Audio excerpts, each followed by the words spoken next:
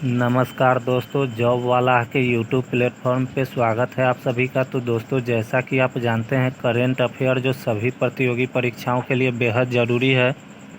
तो दोस्तों, उसी श्रृंखला को आगे बढ़ाते हुए प्रतिदिन एक नई सोच, नई अंदाज के साथ चलते हैं, जिससे आप लोग का लक्ष्य और मंजिल और करीब होते जाए। तो चलिए आगाज़ करते हैं आज का हमारा महत्वपूर्ण प्रश्नों को देखते हैं। स्टार्ट करने से पहले आप लोगों से एक छोटा सा रिक्वेस्ट है, चैनल को ज़्यादा से ज़्यादा उन लोगों तक पहुंचाएं जो अभी तक नहीं जान पा रहे हैं, उन तक पहुंचाने का काम करें, जिससे उन लोगों को भी लाभ हो। ज़्यादा से ज़्यादा शेयर करें, सब्सक्राइब कराएं। तो चलिए स्टार्ट करते हैं। आज का हमारा पहला प्रश्न है, हाल ही में किस राज्य सरकार ने राज्य की पहली सेवा क्षेत्र नीति को मंजूरी दी है? तो हमारा आंसर है उत्तराखंड। उत्तराखंड सरकार ने हाल ही में राज्य की पहली सेवा क्षेत्र नीति को मंजूरी दी है। बात करें उत्तराखंड के मुख्यमंत्री की, तो उत्तराखंड के मुख्यमंत्री पुष्कर सिंह धामी के द्वारा ये ऐसा फैसला किया गया है। तो उत्तराखंड के मुख्यमंत्री पुष्कर सिंह धामी, उत्तराखंड के राज्यपाल कौन है? तो गुरमीत सिंह हैं। उत्तराखंड की राजधानी कहाँ है? तो देहरादून है। और उत्तराखंड की ग्रीष्मकालीन राजधानी अगर पूछे कभी, तो गैरसैंण उत्तराखंड की ग्रीष्मकालीन राजधानी है। वहीं बात करें उत्तराखंड में, तो चलिए कुछ उत्तराखंड के बारे में जानते हैं।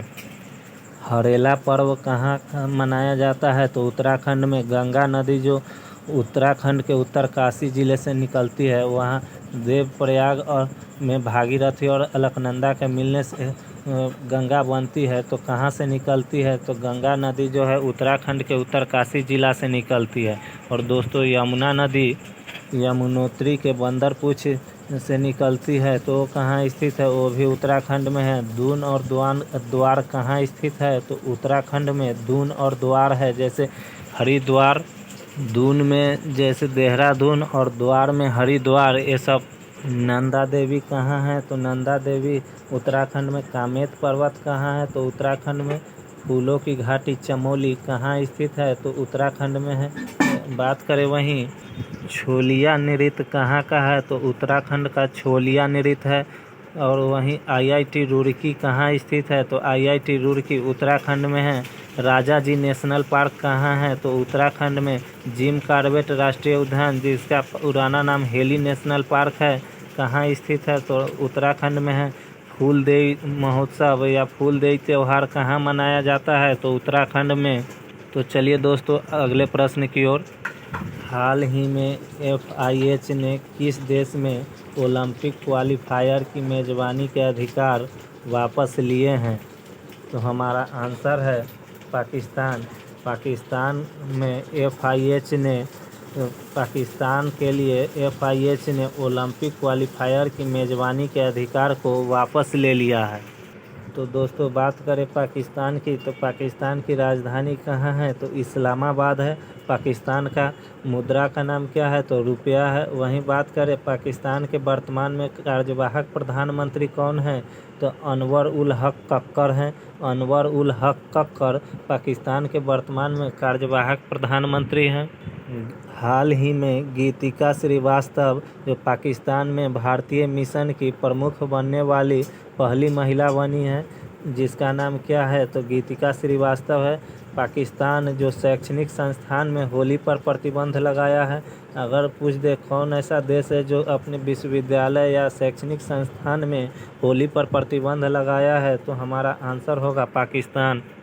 खैबर दर्रा कहाँ स्थित है? तो पाकिस्तान में।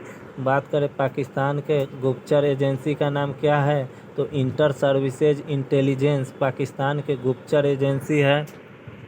अभी हाल ही में पाकिस्तान करतारपुर कॉरिडोर में थीम पार्क बनाने का फैसला लिया है। अभी हाल ही में करतारपुर कॉरिडोर में थीम पार्क बनाने का फैसला किसने लिया? तो पाकिस्तान ने लिया। चलिए नेक्स्ट प्रश्नों की ओर। हाल ही में गोपाल बागले किस देश के उच्चायुक्त बने हैं? तो हमारा आंसर है ऑस्ट्रेलिया। ऑस्ट्रेलिया के उच्चायुक्त गोपाल बागले बने हैं। तो बात करें गोपाल बागले का, तो 1992 बैच के IFS अधिकारी गोपाल बागले हैं। 1992 बैच के IFS इंडियन सर्विसेज के अधिकारी गोपाल बागले हैं, जो ऑस्ट्रेलिया में उच्चायुक्त बने हैं। वहीं बात करें दोस्तों, अभी कुछ उच्चायुक्त के बारे में देखते हैं। अमित एस तेलंग को गुयाना में भारत के अगले उच्चायुक्त नियुक्त किया गया है। निकारागुआ में अगले भारतीय दूत के रूप में किसे नियुक्त किया गया है? तो सुमित सेठ को नियुक्त किया गया है। इरशाद अहमद को सीरिया में अगले उच्चायुक्त नियुक्त किया गया है। बात करें प्रभात कुमार को दक्षिण अफ्रीका में भारत का अगला उच्चायुक्त नियुक्त किया गया है। तो दोस्तों, जब ऑस्ट्रेलिया का बात आया है तो कुछ ऑस्ट्रेलिया के बारे में जानते हैं। तो अभी ऑस्ट्रेलिया जो है हाल ही में ODI रैंकिंग में नंबर 1 पर शीर्ष पर रहा। बात करें वहीं प्यासी भूमि का देश ऑस्ट्रेलिया को कहा जाता है। ऑस्ट्रेलिया की खोज किसने किया? जेम्स कुक ने किया। वहीं बात करें कंगारुओं का देश किसे कहा जाता है? तो ऑस्ट्रेलिया को। सबसे पहले क्रिकेट किन देशों के बीच खेला गया? ऑस्ट्रेलिया और इंग्लैंड के बीच खेला गया। अभी हाल ही में मालाबार का 27वां संस्करण नौसेना अभ्यास कहाँ हुआ? तो ऑस्ट्रेलिया में हुआ। ऑस्ट्रेलिया की राजधानी कहाँ है? तो कैनबरा ऑस्ट्रेलिया की राजधानी है। ऑस्ट्रेलिया के वर्तमान में प्रधानमंत्री कौन हैं? तो एंथनी अल्बनीज ऑस्ट्रेलिया के प्रधानमंत्री है। ऑस्ट्रेलिया में चक्रवात किस नाम से जानते हैं? तो बिली बिलीज के नाम से जानते हैं। मालाबार तट, बात करें मालाबार और क्वेड में कौन कौन से देश शामिल हैं? तो मालाबार और क्वेड में भारत, ऑस्ट्रेलिया, जापान और अमेरिका 4 देश शामिल है। ओसिनडेक्स युद्ध अभ्यास किसके बीच होता है? तो ओसिनडेक्स युद्ध अभ्यास भारत और ऑस्ट्रेलिया के बीच होता है। तो चलिए दोस्तों, आगे की ओर चलते हैं। एक साथ जितना भी था ऑस्ट्रेलिया के बारे में कुछ हमने बताने का प्रयास किया, जिससे आप लोग को बार बार रिवीजन कराने से याद हो जाएगा। आप लोग बस बने रहे, हम याद कराने का गारंटी हम लेते हैं। हाल ही में इयान बिलमूट का निधन हुआ है। ये कौन थे?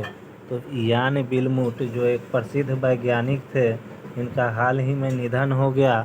तो दोस्तों, बात करें इयान बिलमूट का, इन्होंने ही पहली बार डॉली नाम का क्लोन भेड़ बनाया था। डॉली नाम का क्लोन भेड़ किसने बनाया? तो इयान बिलमूट ने बनाया। तो बनाने वाले व्यक्ति जो प्रसिद्ध वैज्ञानिक थे, उनका हाल ही में निधन हो गया।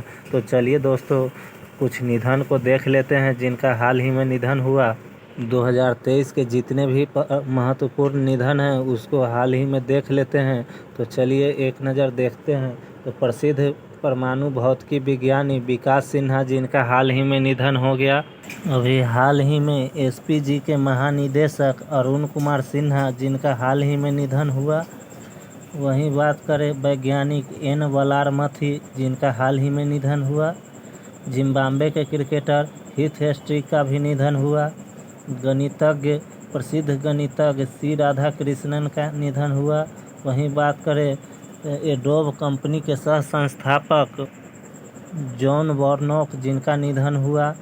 वहीं गायिका मल्नी राजूरकर, जिनका हाल ही में निधन हुआ। तो दोस्तों, एक साथ कुछ प्रमुख निधन को एक देख लिए हैं, जिससे बार बार रिवीजन करने से याद हो जाएगा आप लोगों को। तो चलिए नेक्स्ट प्रश्नों की ओर।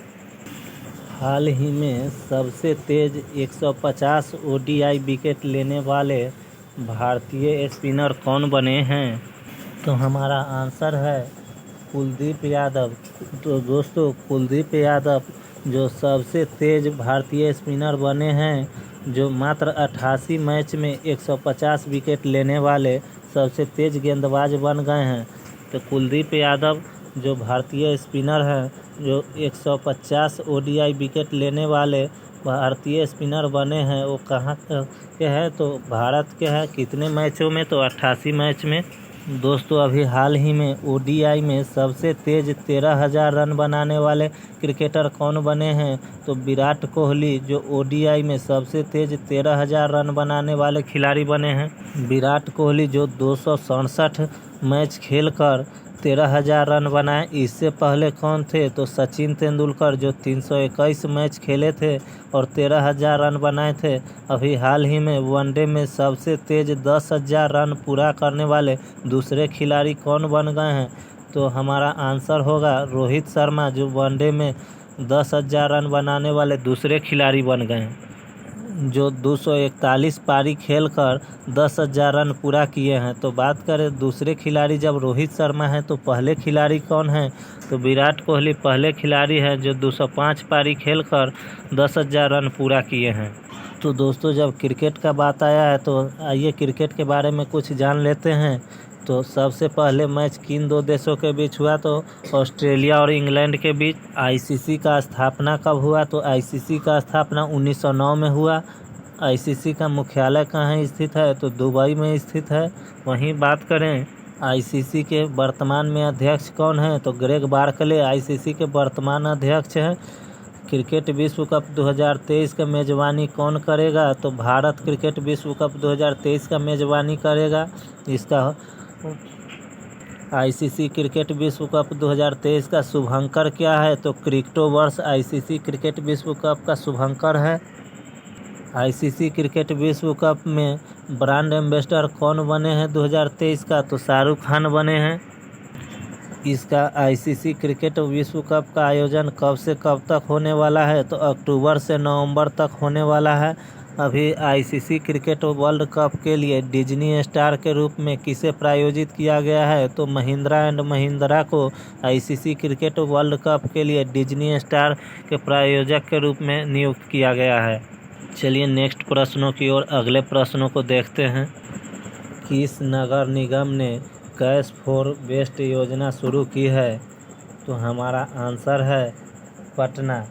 हाल ही में पटना नगर निगम ने कैश फॉर वेस्ट योजना शुरू की है। तो इसका मतलब क्या है, तो आप जितने भी सूखे कचरे हैं, नूतन राजधानी पटना को स्वच्छ रखने के लिए, साफ सुथरा रखने के लिए पटना नगर निगम के द्वारा एक फैसला लिया गया है।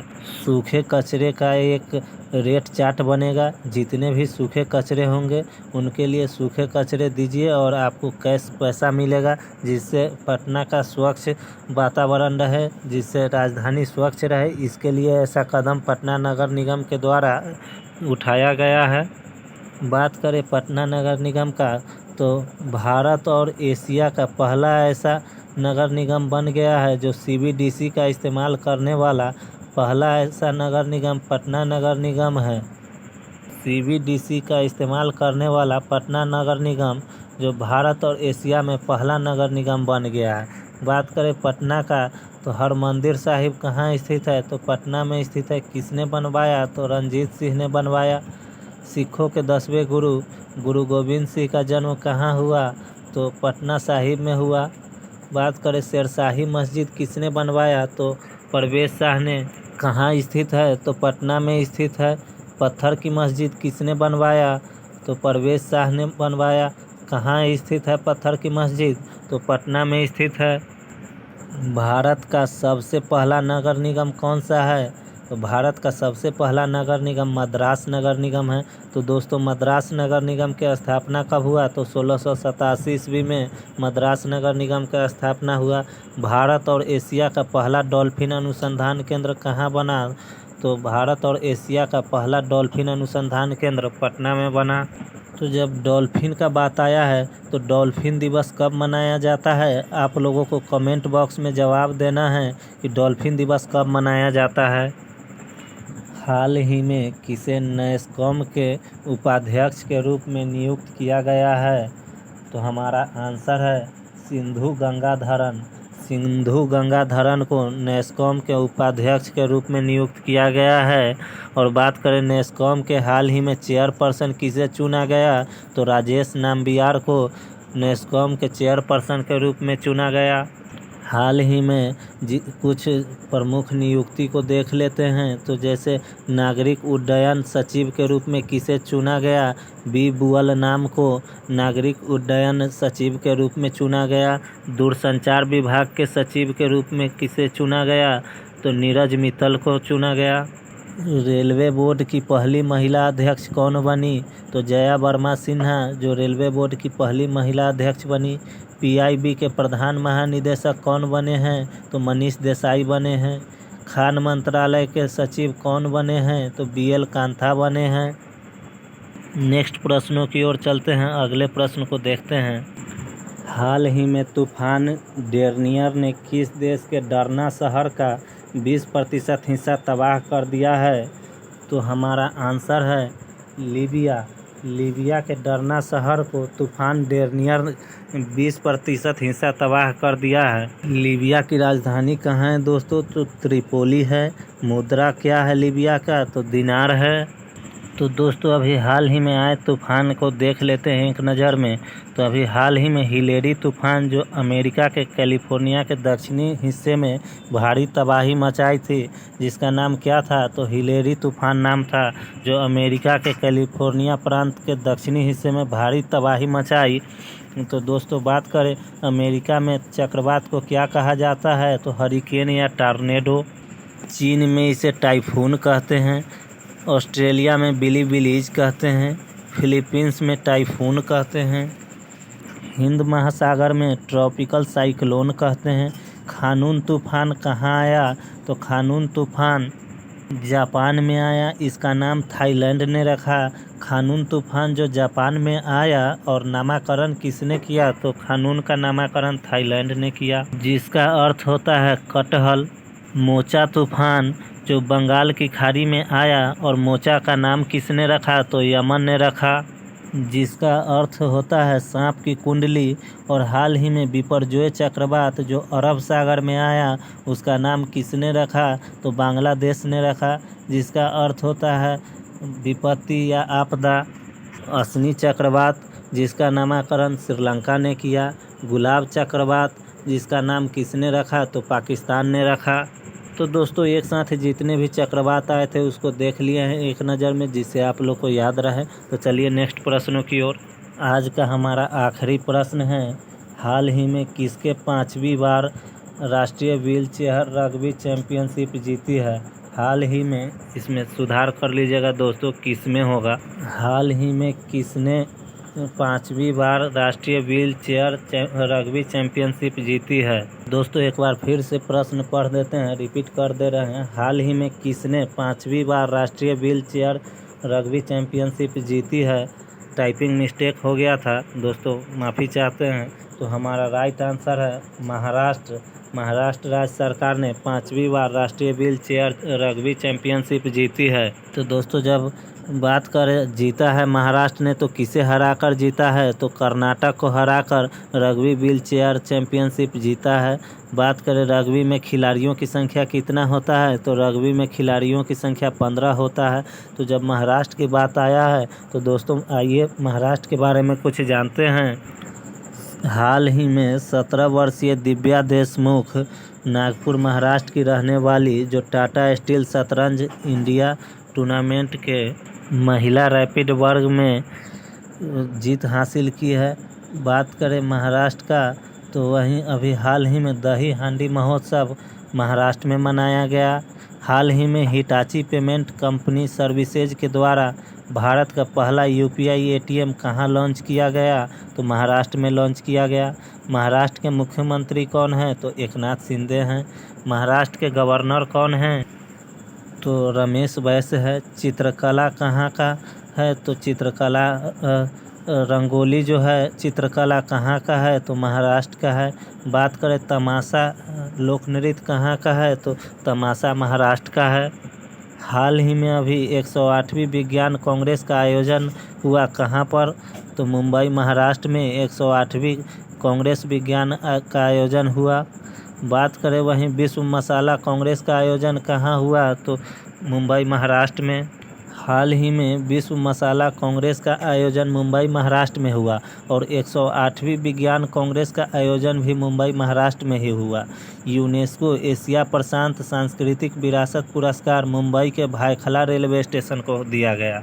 हाल ही में बिरसा मुंडा के नाम पर सड़क बनाने की एक घोषणा हुआ, वो किस राज्य सरकार के द्वारा? तो महाराष्ट्र राज्य सरकार के द्वारा।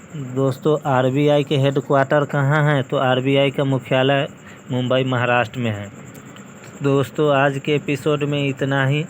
अगर चैनल अच्छा लगा हमारा वीडियो तो इसे चैनल को अधिक से अधिक शेयर करें, सब्सक्राइब करें, लाइक करें, जिससे अधिक लोगों के पास पहुँचे। आप लोग हौसला अफजाई करें और अधिक लोगों के पास ज़्यादा से ज़्यादा शेयर करें, जिससे उन लोगों को भी फ़ायदा हो जो लोग अभी नहीं जान पा रहे हैं, उन तक पहुंचाने का आप एक छोटा सा प्रयास करें। तो आज के एपिसोड में इतना ही। हम कम समय में अधिक क्वेश्चन लाने का प्रयास करते हैं, जिससे आप लोगों को कम समय में बिना टाइम गवाए अधिक क्वेश्चन का रिवाइज हो सके। तो चलिए आज के एपिसोड में इतना ही, मिलते हैं नेक्स्ट वीडियो में। तब तक के लिए जय हिंद, बने रहे जॉब वाला के साथ।